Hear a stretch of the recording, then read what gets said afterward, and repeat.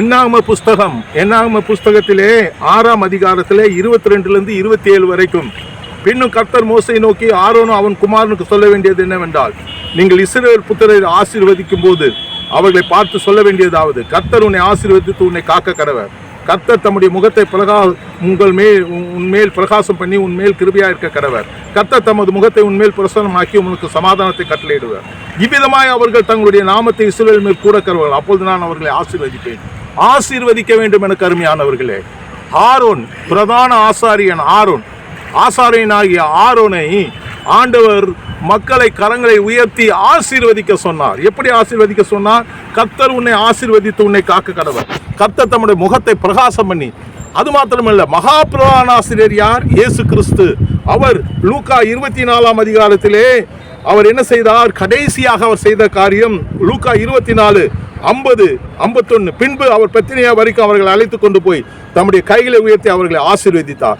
அவர்களை ஆசீர்வதிக்கிறீர்களே, அவர்களை விட்டு பிரிந்து பரலோகத்துக்கு எடுத்துக்கொள்ளப்பட்டார். பிரதான ஆசாரியமும் ஆசீர்வதிக்கிறார்கள். மகா பிரதான ஆசிரியராகிய இயேசு கிறிஸ்து ஆசீர்வதிக்கிறார். பவுல் சொல்லுகிறார், நீங்கள் ஆசீர்வதியுங்கள், சபிக்காதிருங்கள், மக்களை ஆசீர்வதிக்க வேண்டும்.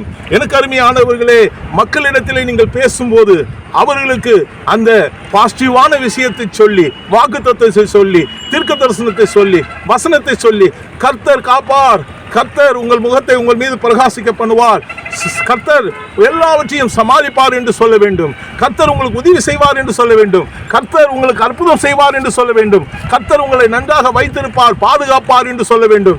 எனக்கு அருமையானவர்களே, ஊழியக்காரர்களாகிய நாம் ஜனங்களை சபிக்க கூடாது, ஜனங்களை ஆசீர்வதிக்க வேண்டும். ஆசீர்வதிக்க வேண்டும் என்பதே சித்தமாய் இருக்கிறது என்பதை பீலாம் கண்டு அந்த ஜனங்களை, இஸ்ரேல் ஜனங்களை ஆசீர்வதித்தான். எனக்கு அருமையானவர்களே, ஆயினால் எனக்கு அருமையானவர்களே, ராஜா அவனை சபிக்க சொன்னான்.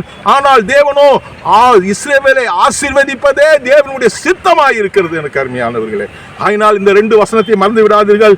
என்னாகமம் 6ஆம் அதிகாரம் 22-27 வரைக்கும், லூக்கா 24ஆம் அதிகாரம் கடைசி அந்த 2 வசனங்களை நீங்கள் மறந்து விட வேண்டாம்.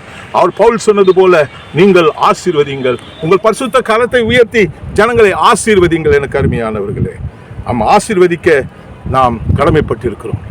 வாக்கு தத்தம் செய்த கர்த்தரே, வாக்கு மாறா உண்மை நாதனே, வாக்கை நம்பி வந்து நிற்கிறோம், வல்ல ஆவி மாறி ஊற்றுமே. இயேசுவே நீர் பெரியவர், பெரியவர். இயேசுவே நீர் பரிசுத்தர், பரிசுத்தர்.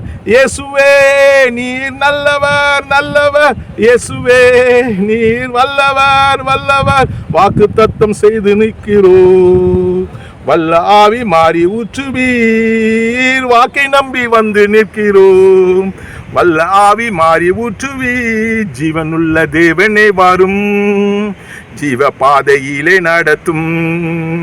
ஜீவனுள்ள தேவனே வாரும், ஜீவ பாதையிலே நடத்தும். ஜீவ தண்ணீர் ஊறும் ஊற்றிலே ஜீவன் பெற என்னை நடத்தும். ஜீவ தண்ணீர் ஊறும் ஊற்றிலே ஜீவன் பெற என்னை நடத்தும். 5 கண்ட மக்களுக்காக 5 காயமேற்ற நேசரே, நொந்துருகி வந்த மக்கள் மே நேசாவி வீச செய்குவி. நொந்துருகி வந்த மக்கள் மே நேசாவி வீச செய்குவி.